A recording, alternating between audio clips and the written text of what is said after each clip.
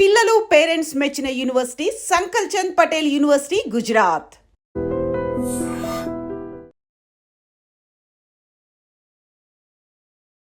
Baby Punarvika SMA type 1 rare డిసీజ్తో ఇబ్బంది పడుతున్నారు. 16 కోట్ల ఇంజెక్షన్ అవసరమని చెప్తూ ఉన్నారు.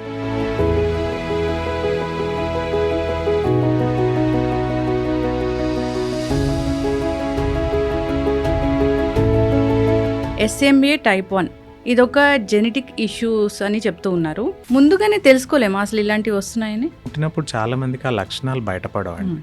వాళ్ళు పెరుగుతున్నా కొద్దిగా ఎప్పుడైతే 2-3 నెలల వయసు వచ్చినప్పటికీ మనకు టైప్ 1 SMAలు అంటే అన్నిటికంటే సివియర్ టైప్ 1 వాళ్ళకి మినిమం 2వ నెల 3వ నెలకి ఆ లక్షణాలు బయటపడతాయి. ఈ జెనెటిక్ ఇష్యూ అనేది పేరెంట్స్కి ఉంటే వస్తుందా? జనరల్గా ఎట్లా వస్తుంది? తల్లిదండ్రులు ఇద్దరివి కనుక చూస్తే వాళ్ళ SMN జన్యులో ఒక కాపీ నార్మల్ ఉంటుంది, ఒకటి లోపం ఉన్నది ఉంటుంది. సో ఇద్దరి నుంచి ఆ లోపం ఉన్న కాపీసే వచ్చినప్పుడు పునర్విక విషయంలో 16 కోట్ల ఇంజెక్షన్ అంటున్నారు కదా. ఈ జీన్ థెరపీ ఏంటంటే 1 టైం ఇంజెక్షన్ ఇది. కానీ ఇది మొత్తం వెంటనే నార్మల్ చేసే ఇంజెక్షన్ కాదు. మనం డిసీజ్ ఎంత బిగినింగ్ స్టేజ్లో అర్లీ స్టేజ్లో ఇవ్వగలిగితే అంత బెటర్గా ఎఫెక్ట్ ఉంటుంది. చిన్నప్పుడే గుర్తిస్తాం కదా డాక్టర్ గారు, మళ్ళీ కూడా వస్తుందా? అంటే టీనేజ్ పిల్లల్లో కూడా వస్తుందా? సో వీళ్ళకి 2 లేదా 3 నెలలకి ఆ లక్షణాలు బయటపడతాయి. అయితే కొంచెం మైల్డ్గా ఉన్న కేసెస్ టైప్ 2, టైప్ 3, టైప్ 4 అంటాం. సో టైప్ 2 ఉన్న పిల్లలు ఏంటంటే కూర్చోగలుగుతారు, నిలబడి నడిచేది ఉండదు వాళ్ళకి. సో వాళ్ళ డెవలప్మెంట్ అక్కడికే ఆగిపోతుంది. ఇప్పుడు ఈ ఇంజెక్షన్ ఇచ్చాక పూర్తిగా నయమైపోతుంది అది. సో చాలా మంది అనుకుంటారు ఇంజెక్షన్ ఇస్తే అయిపోయిందని. కాదు, అది ఓన్లీ బిగినింగే. ఇంజెక్షన్ అనేది treatment beginning. 90% is what you do in the form of supportive care. This is very important.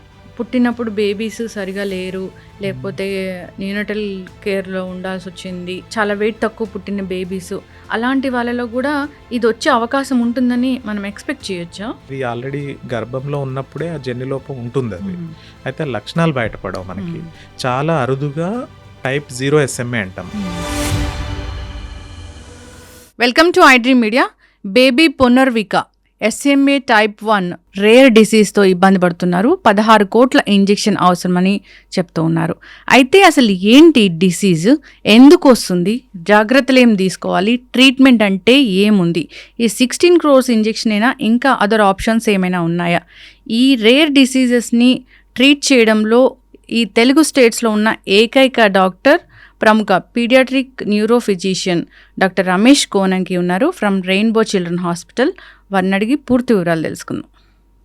Doctor గారు నమస్తే అండి. నమస్తే డాక్టర్ గారు, SMA టైప్ 1 ఇదొక జెనెటిక్ ఇష్యూస్ అని చెప్తూ ఉన్నారు. అయితే దీనికి ఇంజెక్షన్ కూడా 16 కోట్ల ఇంజెక్షన్ అని ముందుగానే తెలుసుకోలేమా అసలు ఇలాంటివి వస్తున్నాయని? ముందుగా తెలుసుకోవడం అంటే పుట్టినప్పుడు చాలా మంది పిల్లలకి SMA బాధపడే పిల్లలతో పుట్టినప్పుడు చాలా మందికి ఆ లక్షణాలు బయటపడవండి. టైప్ 1 SMA తీసుకుంటే జనరల్గా 2 లేదా 3 నెలల వయసు వచ్చేటప్పటికి వాళ్ళు మెడ నిలబెట్టకపోవడమో, లేదా కాళ్ళు మూమెంట్స్ కరెక్ట్గా చేయకపోవడమో, చేతులు సరిగ్గా ఆడించకపోవడమో, అది చూసినప్పుడు ఫస్ట్ టైం మనకు డౌట్ వస్తుంది. సో పుట్టినప్పుడే కనిపెట్టడం చాలా కష్టం. పుట్టినప్పుడు ఒకవేళ స్క్రీనింగ్ చేయాలి ఎవరికన్నా అంటే అనుమానం ఉందా అంటే, జనరల్గా అంతకు ముందు పిల్లలకి ఎవరికన్నా ఎఫెక్ట్ అయ్యి ఉంటే ఫ్యామిలీలో మనకు ముందే అనుమానంతో గర్భంలో ఉన్నప్పుడు కానీ లేదా పుట్టిన వెంటనే స్క్రీనింగ్ చేయొచ్చు. బట్ చాలాసార్లు ముందు పిల్లలకి ఈ ప్రాబ్లం లేనప్పుడు అనుమానించడం చాలా కష్టం. ఈ జెనెటిక్ ఇష్యూ అనేది పేరెంట్స్కి ఉంటే వస్తుందా? జనరల్గా ఎట్లా వస్తుంది? సో జెనెటిక్ ప్రాబ్లమ్స్లో చాలా రకాలు ఉంటాయి. ఇప్పుడు మనం SMA గురించి స్పెసిఫిక్గా మాట్లాడుకుంటే, SMA అనేది SMN1 అనే ఒక జన్యులోపం వల్ల వస్తుంది. సో మన శరీరంలో ప్రతి కణంలో కూడా సుమారుగా 30,000 జీన్స్ ఉంటాయి ఒక్కొక్క కణంలో. అందులో SMN1 అనేది ఒక జన్యు. సో ప్రతి జీన్కి 2 కాపీస్ ఉంటాయి. అందులో ఒక కాపీ తల్లి నుంచి వస్తుంది, ఒక కాపీ తండ్రి నుంచి వస్తుంది. సో ఈ 2 కాపీలు లోపం ఉంటేనే SMA అనే వ్యాధి వస్తుంది పిల్లలకి. సో అంటే జనరల్గా పేరెంట్స్ ఇద్దరు హెల్తీగా ఉంటారు, కానీ వాళ్ళిద్దరు కూడా ఒక్కొక్క కాపీ డిఫెక్ట్ ఉన్నది క్యారీ చేస్తుంటారు యూజువల్గా. ఓకే. సో అంటే తల్లిదండ్రులు ఇద్దరివి కనుక చూస్తే వాళ్ళ ఎస్ఎంఎన్ జెన్నులో ఒక కాపీ నార్మల్ ఉంటుంది, ఒకటి లోపం ఉన్నది ఉంటుంది. సో ఇద్దరి నుంచి ఆ లోపం ఉన్న కాపీసే వచ్చినప్పుడు పిల్లలకి 2 డిఫెక్ట్ ఉన్న కాపీస్ వస్తాయి ఆ జీన్. సో యూజువల్గా క్యారియర్స్ అంటారు పేరెంట్స్ని, అంటే లోపం ఉన్న ఒక జీన్ని క్యారీ చేస్తున్నారు కానీ వాళ్ళకి ఆ లక్షణాలు ఉండవు, వాళ్ళకి డిసీజ్ ఉండదు. సో పేరెంట్స్ హెల్తీగానే ఉంటారు యూజువల్గా. ఓకే. ఇప్పుడు చాలా మంది కూడా బేబీ పుట్టక ముందే లోపల స్క్రీనింగ్ చేస్తాము అట్లా ఇట్లా అన్నప్పుడు ఇది మాత్రం మనం స్క్రీన్ చేయమా?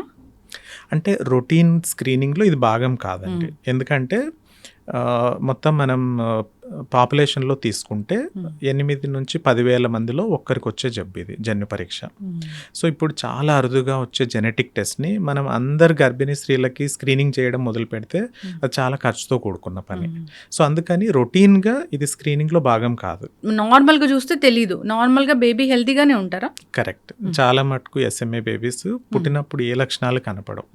వాళ్ళు పెరుగుతున్న కొద్దిగా ఎప్పుడైతే 2-3 నెలల వయసు వచ్చినప్పటికీ మనకు టైప్ 1 ఎస్ఎంఏలో, అంటే అన్నిటికంటే సివియర్ టైప్ 1 వాళ్ళకి మినిమం 2వ నెల 3వ నెలకి ఆ లక్షణాలు బయటపడతాయి. అంటే ఎత్తుకున్నప్పుడు కొంచెం మెత్తగా ఉంటారు, పట్టుకున్న మెడ గట్టిగా నిలబెట్టరు, లేదా పక్కకు తిరగడం ఉండదు, కాళ్ళు కిక్కింగ్ చేయడం కరెక్ట్గా ఉండదు. ఇవి ఫస్ట్ లక్షణాలు మనకు కనపడేది.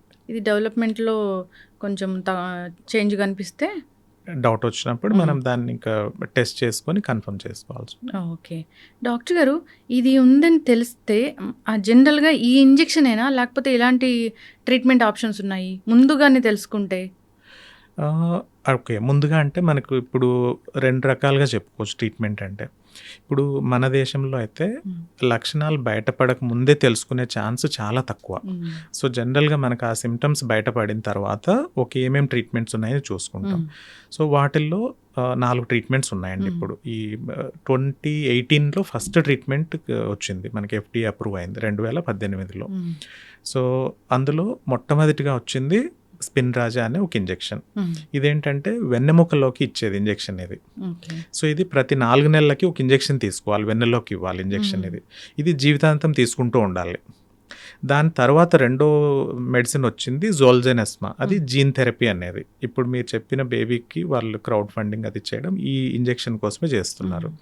సో ఇది 2వ ట్రీట్మెంట్ వచ్చింది. ఇదేంటంటే కృత్రిమంగా తయారు చేసిన జీన్ని, SMN1 జీన్ని ఇంజెక్షన్ రూపంలో మనం బాడీలోకి ఇవ్వడం. So this is like gene replacement. ఏదైతే డిఫెక్ట్ ఉన్న జీన్ ఉందో దాన్ని కృత్రిమంగా తయారు చేసిన నార్మల్ జీన్తో రీప్లేస్ చేయడం. మూడోది రెస్టిప్లామ్ అనే పౌడర్. సో ఇది పౌడర్ రూపంలో వస్తుంది, దాన్ని సిరప్ లాగా చేసి మనం రోజు ఇవ్వాలి. ఇది కూడా లైఫ్ లాంగ్ తీసుకునే ట్రీట్మెంట్. 4వది ఇప్పుడు పోయిన సంవత్సరం డిసెంబర్ 2025లో అప్రూవ్ చేసిన మెడిసిన్ ఏంటంటే ఈ జీన్ థెరపీనే తక్కువ మోతాదులో వెన్నెముకలోకి ఇవ్వడం, ఇంజెక్షన్ ద్వారా కాకుండా వెన్నెముకలోకి ఇవ్వడం. సో ఈ 4 ట్రీట్మెంట్స్ ఇప్పటికీ FDA అప్రూవ్ అయిన ట్రీట్మెంట్స్ అండి. ఇప్పుడు పునర్విక విషయంలో ఆ ఇంజెక్షన్ 16 కోట్ల ఇంజెక్షనే అంటున్నారు కదా, ఆ 16 కోట్ల ఇంజెక్షనేనా ఈ మిగతా ట్రీట్మెంట్స్ ఏమి ఉపయోగపడవా? సో మిగతా ట్రీట్మెంట్స్లో ఒకటి న్యూసినేర్సిన్, స్పిన్రాజ్ అంటే వెన్నెముకలోకి ఇంజెక్షన్ కూడా ఉపయోగపడుతుంది. రెస్టిప్లామ్ అనే పౌడర్ కూడా ఉపయోగపడుతుంది. అయితే ఈ రెండిటికి జీన్ థెరపీకి వ్యత్యాసం ఏంటంటే జీన్ థెరపీ అనేది మనం లాంగ్ టర్మ్ ట్రీట్మెంట్ బెటర్గా ఉంటుంది, దీని ఎఫెక్ట్ బెటర్గా ఉంటుంది ఆ రెండింటితో కంపేర్ చేస్తే.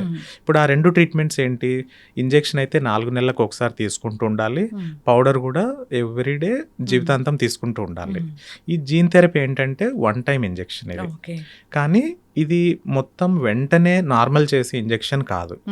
మనం డిసీజ్ ఎంత బిగినింగ్ స్టేజ్లో, అర్లీ స్టేజ్లో ఇవ్వగలిగితే అంత బెటర్గా ఎఫెక్ట్ ఉంటుంది. ఎందుకంటే వయసు గడిచే కొద్దీ వెన్నెముకలోని నరాలు, యాంటీరియర్ హార్న్ సెల్స్ అనేవి ఎవ్రీ డే కొన్ని డెడ్ అవుతూ పోతాయి. సో అందుకని మనం ఎంత బిగినింగ్ స్టేజ్లో ఇస్తే అన్ని సెల్స్ మిగిలి ఉంటాయి, హెల్తీగా ఉన్న కణాలు బెటర్గా పనిచేస్తుంది జీన్ థెరపీ కూడా. సో అందుకనే ఈ జోల్జెనెస్మా లేదా జీన్ థెరపీ అనేది 2 సంవత్సరాల లోపు పిల్లలకి మాత్రమే అప్రూవ్ చేయబడింది. అంటే ట్రయల్స్లో కూడా మనకి తెలిసింది 2 years వరకు. ఇప్పుడు నేను లేటెస్ట్ ఇంజెక్షన్ అని వెన్నెముకలోకి జీన్ థెరపీ అని చెప్పాను కదా, అది 2 నుంచి 18 సంవత్సరాల పిల్లలకి అప్రూవ్ చేస్తున్నారు. 2 to 18 years age group. But ఇది ఈ జబ్బు అనేది SMA type 1 ఇష్యూ అనేది చిన్నప్పుడే గుర్తిస్తాం కదా డాక్టర్ గారు, మళ్ళీ కూడా వస్తుందా? అంటే పెద్దవాళ్ళలో కూడా చూస్తామా? ఇప్పుడు టీనేజ్ బేబీస్లో కూడా, టీనేజ్ పిల్లల్లో కూడా వస్తుందా? రావచ్చు అండి. ఇప్పుడు ఈ బేబీకి మీరు అడిగిన బేబీ type 1 అంటాం. సో వీళ్ళకి 2 లేదా 3 నెలలకి ఆ లక్షణాలు బయటపడతాయి. అయితే కొంచెం మైల్డ్గా ఉన్న కేసెస్ type 2, type 3, type 4 అంటాం. సో type 2 ఉన్న పిల్లలు ఏంటంటే కూర్చోగలుగుతారు, 8 నెలలకు 9 నెలలకు కూర్చోగలుగుతారు మిగతా పిల్లల మాదిరి, కానీ నిలబడి నడిచేది ఉండదు వాళ్ళకి. సో వాళ్ళ డెవలప్మెంట్ అక్కడికే ఆగిపోతుంది, సిట్టింగ్ స్టేజ్ వరకే, సిట్టర్స్ అంటాం వీళ్ళని. type 3 పిల్లలు నడక వస్తుంది కానీ మనలాగా నడవరు. సో వాళ్ళు నడిచినప్పుడు కొంచెం ఊగుతూ ఉంటారు, లేదా మెట్లు ఎక్కడానికి సపోర్ట్ తీసుకుని ఎక్కాల్సి వస్తుంది, నేల మీద కూర్చొని లేవాలంటే ఇబ్బందిగా లేస్తారు. ఇవి ఉంటాయి type 3. ఇవి జనరల్గా 3 నుంచి 10-20 సంవత్సరాల వరకు ఎప్పుడైనా బయటపడవచ్చు type 3 అనేది. type 4 జనరల్గా అడల్ట్స్లో కూడా వస్తుంది, 30-40 సంవత్సరాల్లో కూడా బయటపడవచ్చు అవి. సో ఇవన్నీ మైల్డ్ ఉంటాయి, ఎంత లైఫ్లో ఎంత అర్లీగా సిమ్టమ్స్ కనపడితే అంత సివియర్ టైప్ అంటాం జనరల్గా. ఏదైనా డెవలప్మెంటల్ డిఫికల్టీస్ ఉంటాయి ఈ SMA type 1లో. మూమెంట్స్, మజిల్ మూమెంట్స్ కరెక్ట్గా ఉంటాయి, పట్టుకుంటే చాలా మెత్తగా ఉంటారు, మెత్తగా ఉంటారు, మజిల్స్ వీక్ ఉండడం వల్ల. ఇప్పుడు ఈ ఇంజెక్షన్ 16 కోట్లు అంటున్నారు కదా, 16 కోట్లు ఎందుకు అంత కాస్ట్? అంటే ఇప్పుడు మనం సైంటిఫిక్ అడ్వాన్సెస్ మెడిసిన్లో కనుక చూసుకుంటే లాస్ట్ 100-200 సంవత్సరాల్లో చాలా అడ్వాన్సెస్ వచ్చాయి. మనకి బేసిక్ థింగ్స్, యాంటీబయాటిక్స్ తీసుకోండి. యాంటీబయాటిక్స్ తయారు చేయడం చాలా సింపుల్. ఒక ఫంగస్ నుంచో బ్యాక్టీరియా నుంచో ఒక మాలిక్యూల్ తీసుకొని దాన్ని యాంటీబయాటిక్గా డెవలప్ చేస్తారు. కానీ ఇప్పుడు సైంటిఫిక్ అడ్వాన్సెస్ అన్నిట్లో జీన్ థెరపీ అనేది మోస్ట్ అడ్వాన్స్ ట్రీట్మెంట్. ఎందుకంటే మనము ట్రీట్మెంట్ ఎక్కడ చేస్తున్నాం, కణాల్లో జీన్కి ట్రీట్మెంట్ చేస్తున్నాం, జీన్ రీప్లేస్మెంట్ చేస్తున్నాం. అంటే ఇచ్చిన మెడిసిన్ ఆ స్పెసిఫిక్గా ఆ టార్గెట్ కణాల్లోకి వెళ్ళి, సెల్స్లోకి వెళ్ళి అక్కడ పనిచేయాలి. సో వీటన్నిటికీ ఇది అంటే one of the cutting edge technology అని చెప్పొచ్చు, లేదా మెడికల్ సైన్స్లో one of the very advance treatments gene therapy అనేది. And this is going to be the future for many genetic diseases. So ఇవన్నీ కూడా సుమారుగా లాస్ట్ 10-15 సంవత్సరాల్లోనే చాలా జీన్ థెరపీస్ అప్రూవ్ అయ్యాయి మిగతా జెనెటిక్ డిసీజెస్కి కూడా. సుమారుగా 80 నుంచి 100 కండిషన్స్కి ఇప్పుడు జీన్ థెరపీ అనేది ఉంది. సో వీటిని డెవలప్ చేయడానికి కావాల్సిన టెక్నాలజీస్ కానీ ఫెసిలిటీస్ కానీ చాలా అడ్వాన్స్డ్ ఉంటాయి. So companies they will invest billions of dollars to develop these technologies. And దానికి కావాల్సిన మ్యాన్ పవర్ అంటే హ్యూమన్ రిసోర్సెస్ కూడా they need to be highest level. So company spend lot of money on that research it self. So అందువల్ల ఇవన్నీ అంటే unfortunately the cost is so high. మన ఇండియాలో లేవు. ఇండియాలో ప్రస్తుతానికైతే ఎక్కడ జీన్ థెరపీ ఏ కంపెనీ కూడా ఇంకా తయారు చేయలేదు ఈ కండిషన్కి.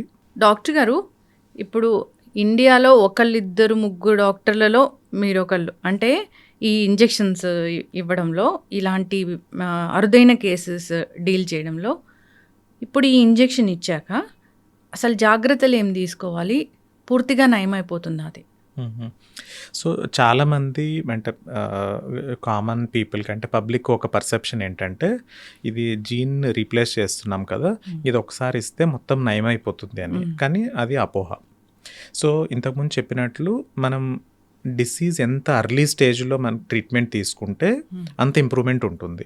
అంటే సపోజ్ 2వ నెలలో మనకి SMA ఉందని తెలిసింది అనుకోండి, 2వ నెలలో ఇంజెక్షన్ ఇస్తే బెస్ట్ ఇంప్రూవ్మెంట్ ఉంటుంది.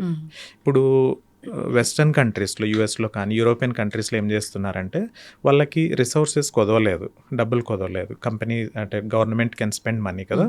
సో పుట్టిన వెంటనే పిల్లలు స్క్రీనింగ్ చేస్తారు SMA ఉందా లేదా అని.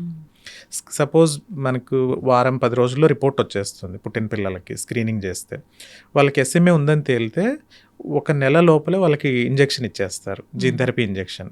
అప్పుడేంటి, నర్వ్ సెల్స్ ఉదాహరణకి 100% నర్వ్ సెల్స్ అంటే మేబీ ఒక 95% ఇంటాక్ట్ ఉంటాయి, హెల్తీగా ఉంటాయి, ఒక 5% వీక్ అయిపోయి ఉంటాయి.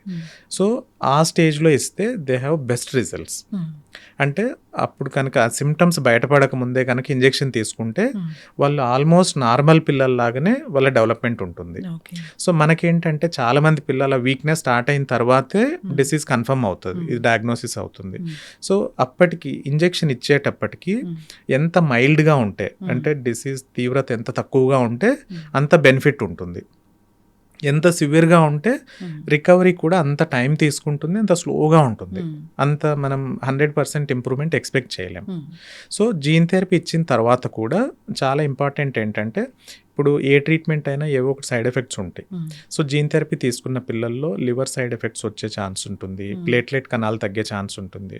సో ఫస్ట్ 2 నెలలు మనం క్లోజ్గా మానిటర్ చేస్తాం. ఇవన్నీ వారం వారం బ్లడ్ టెస్ట్లు చేసుకొని లివర్ కరెక్ట్గా ఉందా, హార్ట్, ప్లేట్లెట్స్, రక్త కణాలు ఇవన్నీ టెస్ట్ చేసుకుంటాం. ఆ సైడ్ ఎఫెక్ట్స్ కంట్రోల్లో ఉండడానికి స్టిరాయిడ్ కోర్స్ కూడా ఉంటుంది ఒక 2 నెలల పాటు. సో దీంతో పాటు చాలా ముఖ్యమైనది ఏంటంటే, ఒట్టి మందు అనేది ఒక 10% ట్రీట్మెంటే. 90% ట్రీట్మెంట్ ఏంటంటే సపోర్టివ్ కేర్ అంటాం. సపోర్టివ్ కేర్ అంటే ఏంటి? ఫిజియోథెరపీ చేయాలి. చెస్ట్ కేర్ అంటాం. వీళ్ళకి ఈ బ్రీతింగ్ మజిల్స్ వీక్ ఉండడం వల్ల బలంగా దగ్గలేరు. సో వెంటనే న్యూమోనియాస్ వస్తాయి. సో ఈ న్యూమోనియాస్ రాకుండా చెస్ట్ ఫిజియోథెరపీ అని ఉంటుంది. స్పైన్ అది స్ట్రైట్గా ఉండడానికి సపోర్టివ్ డివైసెస్, ఎక్సర్సైజెస్, న్యూట్రిషన్ ఇవన్నీ కూడా చాలా ఇంపార్టెంట్. అంటే ఇచ్చిన ట్రీట్మెంట్ ఒక వంతు అయితే 90% ఈజ్ సపోర్టివ్ కేర్. సో చాలామంది అనుకుంటారు ఇంజెక్షన్ ఇస్తే అయిపోయిందని. కాదు, అది ఓన్లీ బిగినింగే. ఇంజెక్షన్ అనేది treatment beginning. 90% is what you do in the form of supportive care. This is very important. ఇప్పుడు ఇంజెక్షన్ తీసుకుంటే హాస్పిటల్లోనే ఉండాలా? లేదండి. సో ఇంజెక్షన్ ప్రాసెస్ అనేది చాలా షార్ట్ ప్రాసెస్. సో ఇంజెక్షన్ ఒక 1 అవర్లో కంప్లీట్ అయిపోతుంది. యూజువల్గా మనం ఆ రోజు కానీ లేదా ముందు రోజు కానీ అడ్మిట్ చేసి 24 అవర్స్ అబ్జర్వ్ చేసి ఇమీడియట్గా ఏమైనా సైడ్ ఎఫెక్ట్స్ ఉన్నాయా, ఆఫ్టర్ 24 అవర్స్ డిశ్చార్జ్ చేసేస్తాం. తర్వాత వారం ఫాలోఅప్ చేసి చూస్తాం ఏమైనా సైడ్ ఎఫెక్ట్స్ ఉన్నాయా, ఇంప్రూవ్మెంట్ ఎలా ఉంది, ఇవన్నీ కూడా. అంటే ఇంటి దగ్గర హైజీన్ మెయింటైన్ చేయాలి, చాలా జాగ్రత్తలు తీసుకోవాలి అట్లా అంటే ఏముంటాయి? పోస్ట్ కేర్ ఏముంటుంది? Yeah, correct. సో ఇప్పుడు కొన్ని సైడ్ ఎఫెక్ట్స్ని తగ్గించడానికి ఇంజెక్షన్ ద్వారా వచ్చే సైడ్ ఎఫెక్ట్స్ స్టిరాయిడ్స్ ఇస్తాం మనం. సో స్టిరాయిడ్స్ ఇవ్వడం అంటే ఇమ్యూనిటీని మనం తగ్గిస్తున్నాం, ఇమ్యూనిటీని సప్రెస్ చేస్తున్నాం. సో ఇమ్యూనిటీ తగ్గితే ఇన్ఫెక్షన్స్ రిస్క్ పెరుగుతుంది.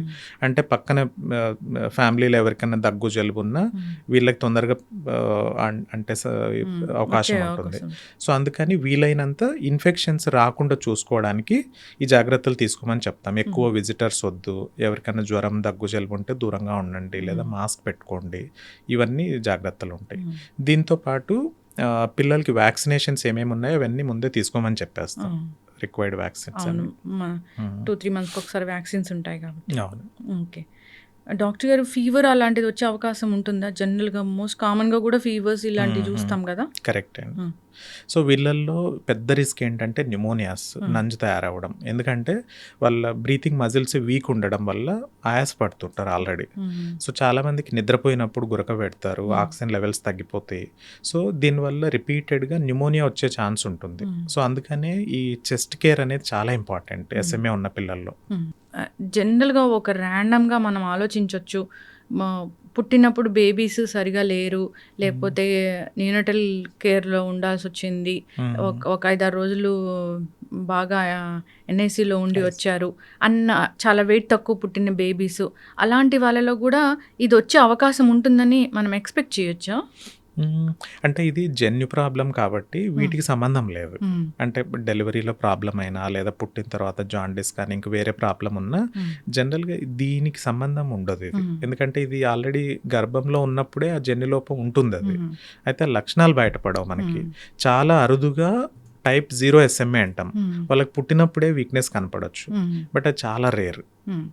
ఇది ఫిజికల్గా బట్టి మనం చెప్పలేం, వాళ్ళ లక్షణాలు బట్టి మాత్రమే మనం తెలుసుకోగలం. కరెక్ట్. ఎప్పుడు మీరు అడుగుతుంటారు బేబీస్ని తీసుకొచ్చినప్పుడు తల నిలబడుతున్నాడా, సో హెడ్ ఎందుకు చెక్ చేస్తారు డాక్టర్ గారు? హెడ్ సైజ్ ఎందుకంటే ఇప్పుడు బ్రెయిన్ సైజ్ పెరిగేది ఎక్కువ భాగం ఫస్ట్ 1 year, కొద్ది వరకు 2nd year. అంటే మనకు అడల్ట్ హెడ్ సైజ్ ఎంత ఉంటుందో అందులో ఆల్మోస్ట్ 95% 2 సంవత్సరాల్లో పెరిగిపోతుంది.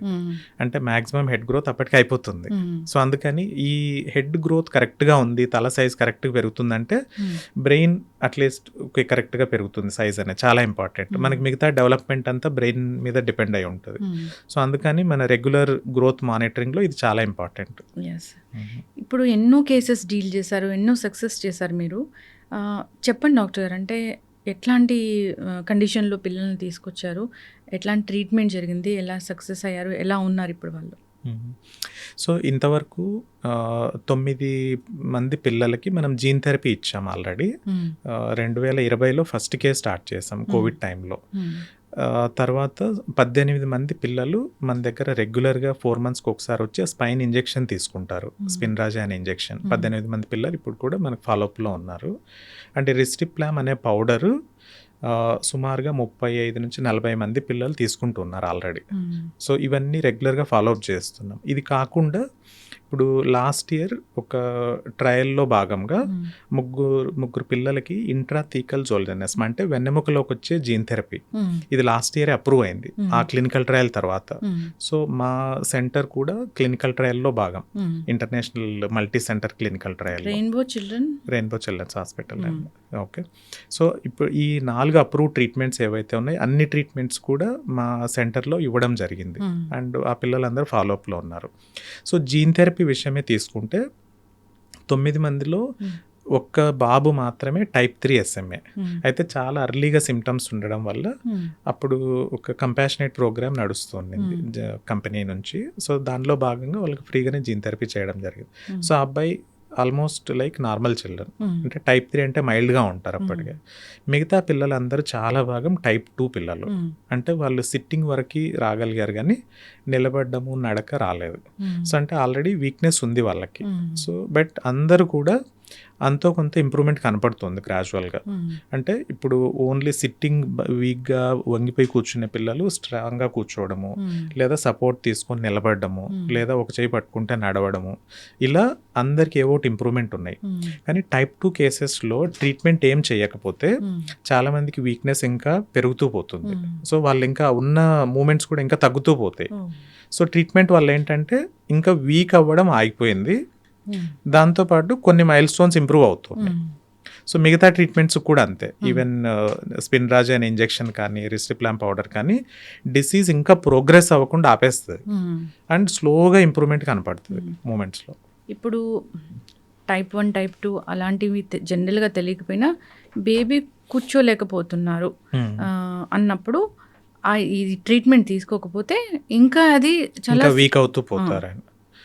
టైప్ 1 పిల్లలు ఏంటంటే వాళ్ళకి బ్రీతింగ్ మజిల్స్ వీక్ అయిపోయి ఊపిరి తీసుకోవడమే కష్టం అయిపోతుంది, ఫీడింగ్ తీసుకోవడానికి మింగడానికి ఇబ్బంది అవుతుంది. జనరల్గా 1.5-2 సంవత్సరాల కంటే సర్వైవ్ అవ్వలేరు, వీక్నెస్ పెరుగుతూ పోతుంది టైప్ 1 పిల్లలు. సర్వైవ్ అవ్వడం కూడా కష్టం. ఇది జనరల్గా వాక్ చేయలేకపోవడము, కూర్చోలేకపోవడం ఇవే కాదు. అవును, ఎందుకంటే బ్రీతింగే కష్టం అయిపోతుంది వీళ్ళకి, పోను మింగడం కష్టం అయిపోతుంది, ఫీడింగ్ తీసుకోవడం కష్టం అవుతుంది. అందువల్ల దీని గురించి అవేర్నెస్ లేదు, అసలు తెలుసుకోవాలి, పేరెంట్స్ గమనించుకోవాలి అంటే ఏం చెప్తారు డాక్టర్ గారు? జనరల్గా మనం టీకాలు తీసుకోవడానికి పిల్లల డాక్టర్ దగ్గరికి కానీ లేదా గవర్నమెంట్ హాస్పిటల్కి ఎక్కడో చోటుకి వెళ్తాం కదా. సో టీకాలకు వెళ్ళినప్పుడల్లా పిల్లల డాక్టర్ని ఈ మైల్ స్టోన్స్ ఎలా ఉన్నాయి చెక్ చేయమని అడగాలి. పిల్లల డాక్టర్లు కూడా చాలామంది ఇప్పుడు చేస్తున్నారు ఏంటంటే 3 మంత్స్ వ్యాక్సిన్కి వచ్చినప్పుడు ఒకే మెడ నిలబెడుతున్నారా లేదా, తల సైజ్ ఎలా ఉంది, మూమెంట్స్ ఎలా చెక్ చేస్తారు. 9 మంత్స్కు వ్యాక్సిన్కి వచ్చినప్పుడు కూర్చుంటున్నారా లేదా, ఇవన్నీ చెక్ లిస్ట్ ఉంటాయి, మైల్ స్టోన్ చెక్ లిస్ట్ అనేది.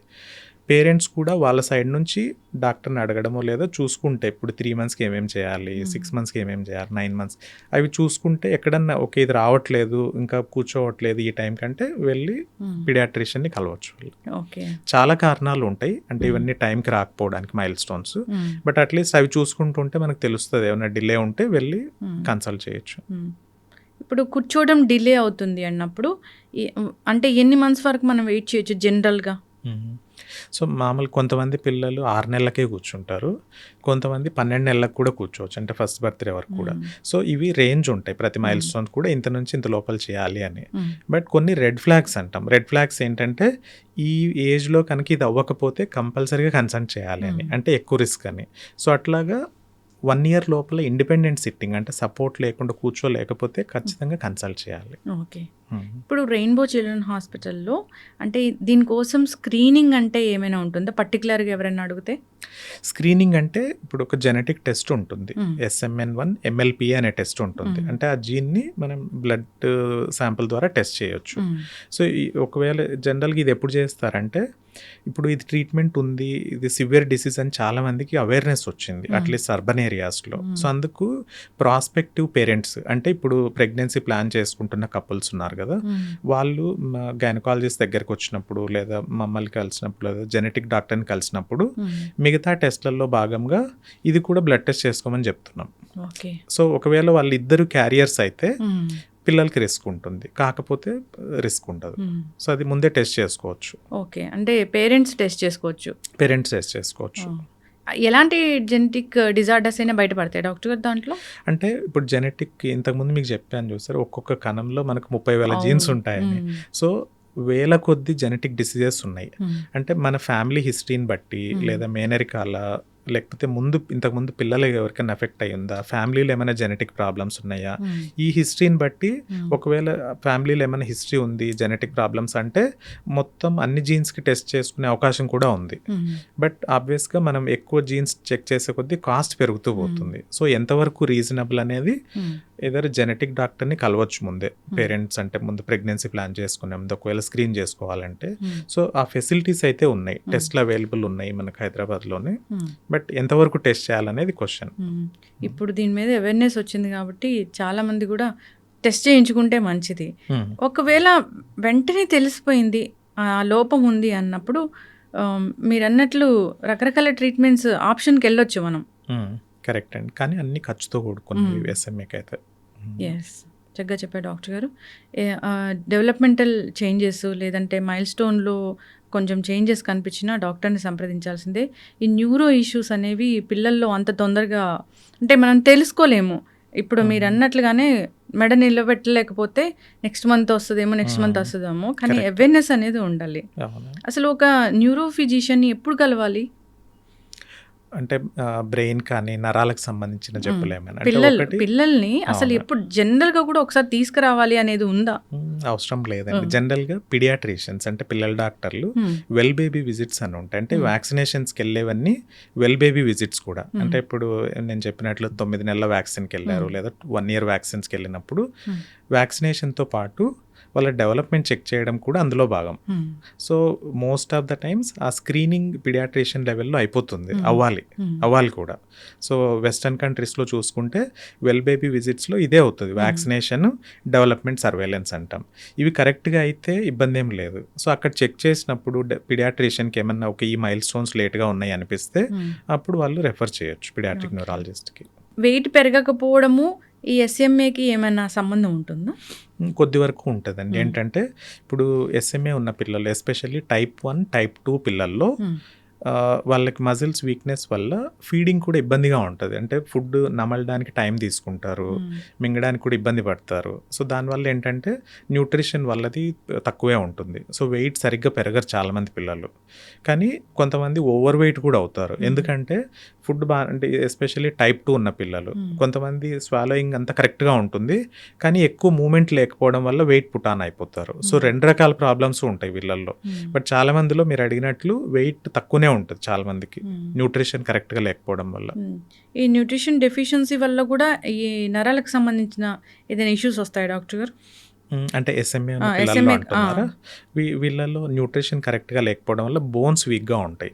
సో అందుకని వీళ్ళకి రెగ్యులర్గా విటమిన్ D సప్లిమెంట్ చేస్తాము, కాల్షియం సప్లిమెంట్ చేస్తాము, ఫిజియోథెరపీ అంటే ఈవెన్ వాళ్ళు సొంతంగా మూమెంట్స్ చేయకపోయినా ఎక్సర్సైజ్ ద్వారా కొంచెం ప్యాసివ్ మూమెంట్స్ అవుతూ ఉన్నా కూడా బోన్స్ స్ట్రాంగ్గా ఉంటాయి. సో ఇవి సపోర్టివ్ కేర్లో చాలా ఇంపార్టెంట్, ఇవి న్యూట్రిషన్ అండ్ ఫిజియోథెరపీ అనేవి. జనరల్గా కూడా పిల్లలకి D విటమిన్ రాస్తూ ఉంటారు డాక్టర్ గారు. అంటే అంత డి విటమిన్ డెఫిషియన్సీ అనేది పిల్లల్లో ఉంటుందా?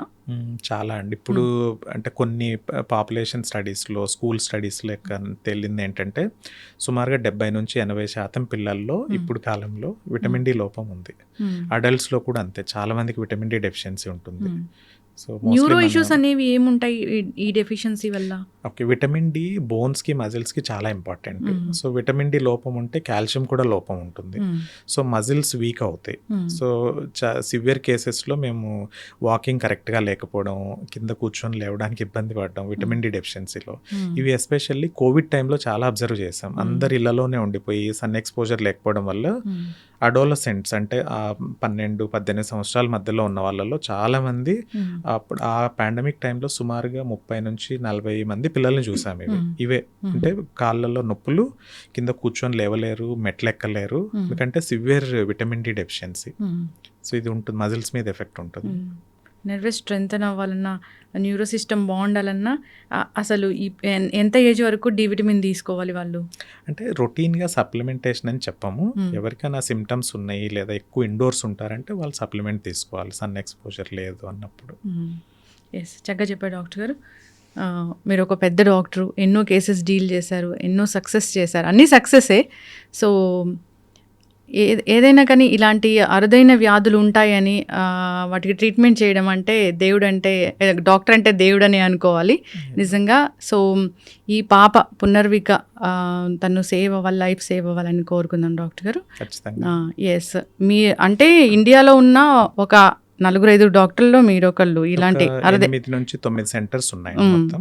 ట్విన్ స్టేట్స్లో మన rainbow hospital is the only centre. అన్ని థెరపీస్ మనం ప్రొవైడ్ చేస్తున్నాం. అలాంటి ఇంజెక్షన్ కూడా ఇచ్చారు ఒకరిద్దరు పిల్లలకి, 9 మందికి ఆల్రెడీ. సో వాళ్ళ లైఫ్ సేవ్ అయింది, హ్యాపీగానే ఉన్నారు. ఎస్, పోస్ట్ కాంప్లికేషన్స్ ఏముంటాయో వాటి గురించి అవేర్నెస్ ఉంటే బాగుంటుంది. అంతేకాదు స్క్రీనింగ్ కూడా ఉంటే బాగుంటుంది డాక్టర్ గారు, ఇలాంటి ఇష్యూస్ రాకుండా. అవునండి, డెఫినెట్గా ఈ ట్రీట్మెంట్స్ వచ్చిన తర్వాత ఖచ్చితంగా అవేర్నెస్ పెరిగింది. అంటే సోషల్ మీడియా ద్వారా కానీ, ప్రింట్ ద్వారా కానీ చాలా మందికి అవేర్నెస్ వచ్చింది ఇప్పుడు. సో ఇంతకుముందు ఇప్పుడు మేమే అంటే నేను ఒక 10 సంవత్సరాల ముందు చూసిన SMA కేసెస్, అప్పట్లో ట్రీట్మెంట్స్ ఏం లేవు కాబట్టి ఓన్లీ ఫిజియోథెరపీ చేయండి, డైట్ ఇవి చూసుకోండి అని చెప్పి పంపించిన తర్వాత చాలా మంది వెనక్కి వచ్చేవాళ్ళు కాదు. తర్వాత ఈ ట్రీట్మెంట్స్ వచ్చాయని తెలిసిన తర్వాత 5-6 సంవత్సరాల గ్యాప్ తర్వాత మళ్ళీ రావడం స్టార్ట్ అయ్యారు. ఏంటంటే ఒక హోప్ వచ్చింది ట్రీట్మెంట్స్ వచ్చిన తర్వాత. సో మధ్యలో కంప్లీట్గా ఫాలోఅప్స్ మానేశారు చాలామంది ఫ్యామిలీస్, ఏం ట్రీట్మెంట్ లేదు, వెళ్ళినా ఏం లాభం అన్నట్లు.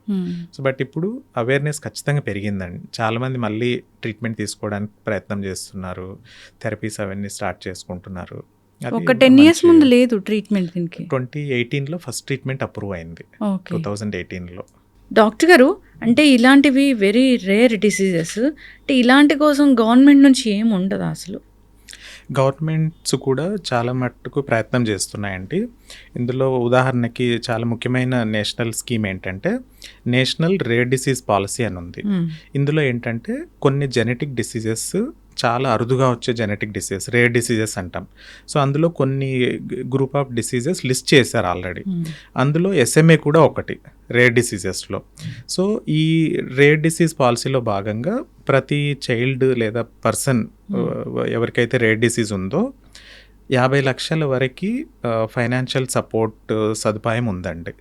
అంటే అది వన్ టైం ట్రీట్మెంట్ కానీ, కొంతమందికి ట్రాన్స్ప్లాంట్స్ అవుతాయి genetic diseases, bone marrow transplant అని, లివర్ ట్రాన్స్ప్లాంట్ అని, లేదా ఏదైనా మెడిసిన్ తీసుకోవడానికి రెగ్యులర్గా వాళ్ళకి ఆ డిసీజ్కి సంబంధించి జెనెటిక్ డిసీజ్కి. సో 50 లక్షల వరకు నేషనల్ రేర్ డిసీజ్ పాలసీలో అవకాశం ఉంది ప్రతి ఒక్కరికి కూడా, ఈ రేర్ డిసీజ్ ఉన్న వాళ్ళకి.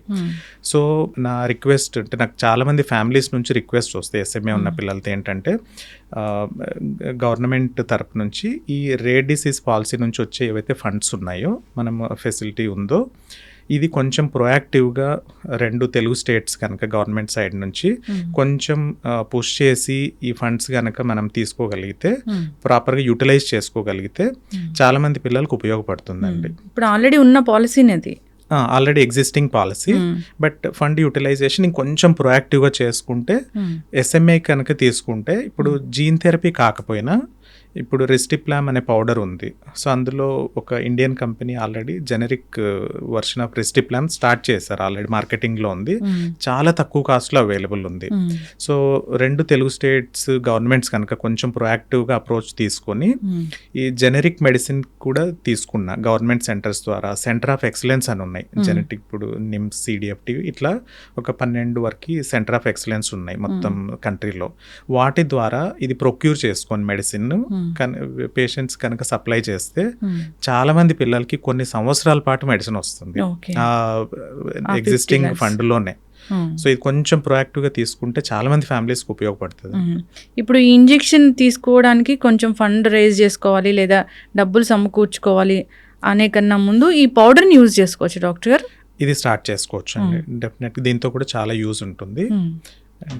ఓకే, ఇది కాస్ట్ తక్కువగానే ఉంటుంది. చాలా తక్కువగా ఉంది. అంటే ఇప్పుడు కొంతమంది middle class, upper middle class వాళ్ళు కొనుక్కోగలిగినంత కాస్టే ఉంది. కానీ మరి ఇప్పుడు బిలో పవర్టీ లైన్ చాలా పూర్ ఫ్యామిలీస్ ఉంటాయి, వాళ్ళకి కొంచెం ఇబ్బందే.